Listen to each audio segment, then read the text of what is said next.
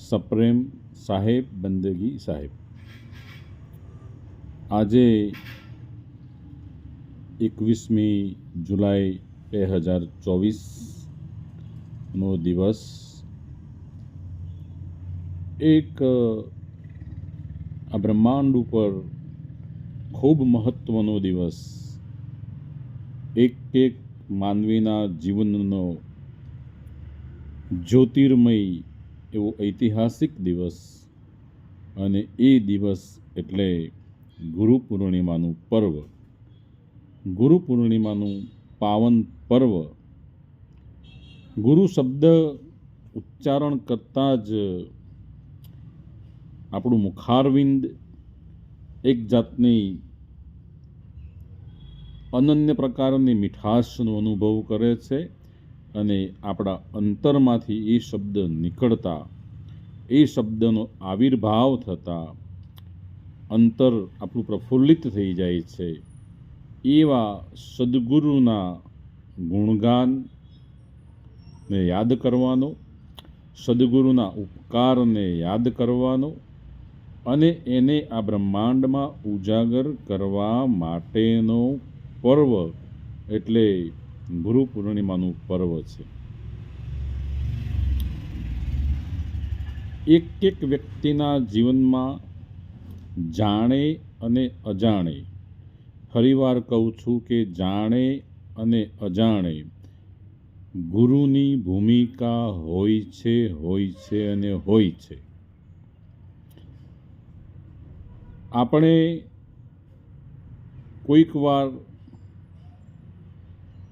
ઘણીવાર આપણને એવા પ્રશ્નો થતા હોય, કોઈક વાર આપણું મન એવી બાબતોને લઈને પ્રભાવિત થાય ત્યારે આપણે કોઈને પ્રશ્ન ન કરીએ કે કરીએ, પણ ક્યારેક આપણને અંદર ભીતર સવાલ ઊભો થાય છે કે ભાઈ, સદગુરુ કરવાથી શું અને સદગુરુ ધારણ ન કરવાથી શું? આ દેહ આપણને આ દુનિયા પર મળ્યો છે. 5 તત્વો 25 પ્રકૃતિ અને 3 ગુણનું 33નું આ સ્થૂળ શરીર આપણને પ્રાપ્ત થયું છે. એ તો એ શરીરની જેટલી અવધિ હશે એ અવધિ પ્રમાણે એક દિવસ શરીરનો અંત તો છે જ. એટલે કે જન્મ છે, જન્મ પછી મૃત્યુ પણ નિશ્ચિત છે. હવે જન્મીને જો મરી જ જવાનું છે તો સદગુરુ ધારણ કરે એ પણ મૃત્યુ પામે છે અને સદગુરુ ધારણ ન કર્યા હોય એનું પણ મૃત્યુ તો થાય છે જ. અમને ઘણીવાર અમારા ધાર્મિક પરિભ્રમણ દરમિયાન આ પ્રકારના પ્રશ્નો થતા હોય છે, પૂછવામાં આવતા હોય છે કે શું ફાયદો, સદગુરુ કરવાથી શું ફાયદો? એક નાની વાત આપને કરું, કોઈ દ્રષ્ટાંત નથી કે કોઈ કાલ્પનિક વાત નથી, આપણી જીવનની રોજબરોજની ઘટતી ઘટનાઓમાંથી જ આપને વાત કરવા માગું છું, કારણ કે એમાંથી જલ્દી આપણને કંઈક સાર તત્વ મળે, થોડી સૂઝ અને સમજણ મળે. આપણે બધા જ ક્યારેક ને ક્યારેક કોઈક ને કોઈક જગ્યાએ પ્રવાસમાં જતા હોઈએ છીએ. પ્રવાસમાં જ્યારે જતા હોઈએ છીએ ત્યારે જે જગ્યાએ જઈએ છીએ એ જગ્યા આપણી પરિચિત, જાણીતી પણ હોય અને અજાણી પણ હોય.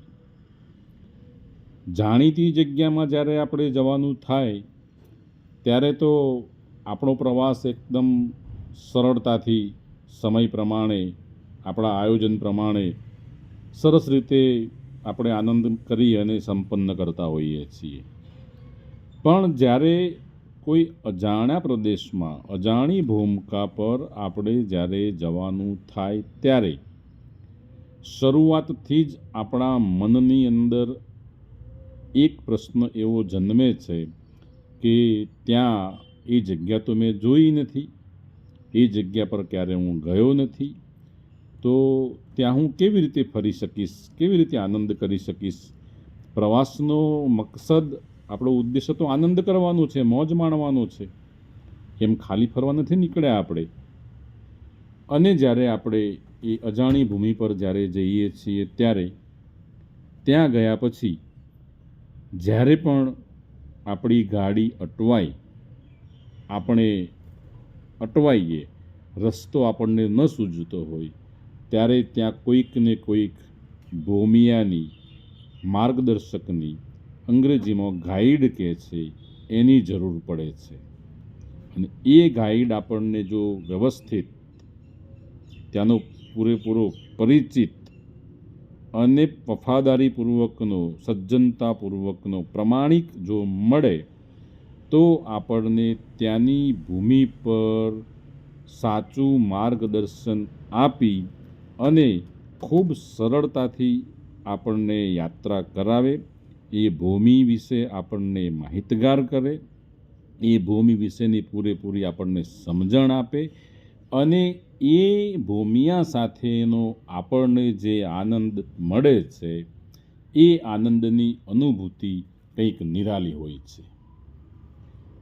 આપણે પૂર્વે પણ ઘણી જગ્યાએ પ્રવાસ કરીને આવેલા હોઈએ છીએ, તો જ્યારે આપણને સાચો ભોમિયો મળ્યો હોય અને સાચી ભોમના દર્શન કરાવે, બરાબર આપણને ત્યાંનું એ વિસ્તાર વિશે આપણને વાત કરે, એ સ્થળ વિશે આપણને સાચો ઇતિહાસ જણાવે, ત્યારે આપણના ભૂતકાળનો કોઈ અનુભવ હોય એ અનુભવ આપણને યાદ આવે છે કે આ જગ્યાએ હું અટવાણો હતો, આ જગ્યાએ મેં મારાવારી કરી, મારી પોતાની મતીથી હું દોડ્યો અને ત્યાં હું અથડાયો હતો, ત્યાં હું ભૂલો પડ્યો હતો, અને આ જગ્યાએ મેં જ્યારે ભૂમિયાનો સહારો લીધો તો મને હવે અહીં આગળ ખૂબ આનંદથી, ખૂબ સરળતાથી અને મારા સમયના આયોજન પ્રમાણે હું અહીંનો પ્રવાસ કરી શક્યો, અહીંની યાત્રા કરી શક્યો, અહીંનું દર્શન કરી શક્યો. આ ભૂમિયો આપણા રોજિંદા જીવનમાં ક્યાંક આપણે ગાડી લઈને ગયા હોય, પેદલ ગયા હોય કે બીજી જે રીતે ગયા હોય, એ આપણી યાત્રામાં, તીર્થયાત્રામાં જે ભૂમિયો આપણને મદદરૂપ થયો, એવી જ આપણી એક જીવનયાત્રા છે. આપણી જીવનયાત્રામાં જન્મથી મૃત્યુ પર્યંતની આપણી જીવનયાત્રા છે. એક શ્વાસ સાથે આપણો જન્મ થાય છે અને ઉચ્છ્વાસ સાથે મૃત્યુ થાય છે. એટલે પ્રત્યેક શ્વાસે આપણને નવું જીવન મળે છે અને પ્રત્યેક ઉચ્છ્વાસે મૃત્યુની આપણને ઈશારો થાય છે. એ બે શ્વાસની મધ્યમાં આપણે છીએ. આપણું જીવન છે, આપણું શાશ્વત સ્વરૂપ છે, આપણી વાસ્તવિક સ્વરૂપ છે, આપણું સત્ય સ્વરૂપ છે. એ ભૂમિકાની આપણને ખબર નથી. આપણે જ્યારે જન્મ ધારણ કરીને આવ્યા ત્યારે તો આપણે એક નિર્દોષ બાળક, આપણી સ્લેટ એકદમ કોરી પાટી હતી, પણ એમાં ઘસરકા થઈ ગયા સાંસારિક જીવનના, સમાજ જીવનના, જગતકારી જીવનના, કે જે જરૂર નહોતી એવા ઘસરકા અંદર થઈ ગયા. એ ઘસરકામાં આપણે આપણો એકડો ભૂલી ગયા. આપણો એકડો આપણને એવો કોઈ ભૂમિયો જે ઘૂંટાવે અને પહેલાં એકડો ઘૂંટાવી અને પછી આપણને એકડામાંથી લઈ જાય શૂન્યમાં, અને શૂન્યમાં જઈ અને આપણને સ્થિર કરીને ઊભો કરાવી દે કે જો બેટા, હવે આ શૂન્યમાં તું છો. અહીંયા આગળ એકની કલ્પના કરવી, અંકની કલ્પના કરવી પણ શક્ય નથી. એટલા માટે શૂન્યની વાત થઈ. દાસી જીવણ સાહેબે પણ જ્યારે આ ભૂમિકા પર જ્યારે આવીને ઠર્યા ત્યારે સાયાજીને કહેજો આટલી મારી વિનંતી, પિયુજીને કહેજો આટલો મારો સંદેશ, સાયાજીને કહેજો આટલી મારી વિનંતી. અને એમાં એક ચરણમાં કીધું કે પિયુજીને મળવા ચાલો સખી શૂન્યમાં. પિયુજી એટલે પરમાત્મા, માલિક, ધણી, જેને અલખ કહો, અવિનાશી કહો, સાહેબ કહો, એ પિયુજીને મળવાની વાત કરી. એ પિયુજી સાથેનું મિલન એટલે એ પિયુજી તમારા ઘટમાં છે. તારા ઘટમાં પિયુજી બિરાજે. બીજી કોઈ જગ્યાએ કંઈ ફરવાની જરૂર નથી, તારા ઘટની અંદર છે. અંતર પટલે ખોલી, હૃદયમાં વસ્તુ છે અણમોલી. તારા ઘટમાં પિયુજી બિરાજે, તારા ઘટમાં છે. એ ઘટમાં પિયુજી હોવા છતાં આપણને એની ભાન નથી, એની ખબર નથી, એની માહિતી નથી. એ માહિતી અધ્યાત્મ જીવનના શૂન્યની ભૂમિકાના, શૂન્ય શિખરના, ગગનમંડળના ભૂમિયા એવા સદ્ગુરુ આપણને એ ભૂમિકા પર લઈ જાય છે. એટલા માટે સદ્ગુરુનો કોટિને કોટી વાર ઉપકાર છે. અને કબીર સાહેબે તો એવું કીધું કે ઈશતન વિષ કી બેલરી, મારો સદગુરુ અમૃત કી ખાન. આ શીર દેવે જો સતગુરુ મિલે તો બી સસ્તા જાન. જો માથું આપવા છતાં સદગુરુ રૂપી ભૂમિઓ પ્રાપ્ત થાય તો સસ્તું છે એમ માની લેવાનું. અજાણા પ્રદેશમાં જઈએ તો 500, 1000, 1500, 2000 રૂપિયા ત્યાંના ભૂમિયા, ત્યાંના ગાઈડ લે છે, પણ એ ત્યાંની જાણકારી ના લે છે. એમ આ દેશની વાત છે. આ દેશની જાણકારી સદગુરુ રૂપી ભૂમિયાને છે, અને સામે માથા હાટાનો માલ છે. શીર તમે ત્યાં ઉતારીને ધરો ત્યારે તમને એ માલ મળે છે, એ ભૂમિ પ્રદર્શન કરવા મળે છે.